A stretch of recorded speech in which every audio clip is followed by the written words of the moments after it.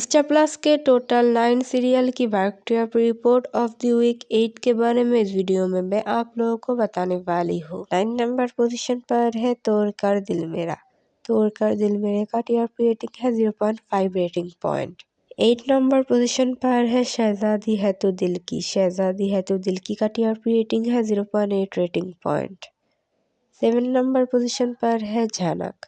झनक सीरियल का TRP rating है 1.1 रेटिंग पॉइंट। 6 नंबर पोजीशन पर है आरती अंजलि अवस्थी। आरती अंजलि अवस्थी का टीआरपी रेटिंग है 1.2 रेटिंग पॉइंट। 5 नंबर पोजीशन पर है Mr and Mrs Parshuram. Mr and Mrs Parshuram का टीआरपी रेटिंग है 1.4 रेटिंग पॉइंट। 4 नंबर पोजीशन पर है रिश्ता क्या कहलाता है। रिश्ता क्या कहलाता है का टीआरपी रेटिंग है 1.6 rating point. 3rd number position पर है उड़ने की आशा। उड़ने की आशा का टीआरपी रेटिंग है 1.7 rating point. 2nd number position पर है अनुपमा।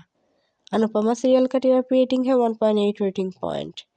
और 1st नंबर पोजीशन पर है क्योंकि सास भी कभी बहू थी।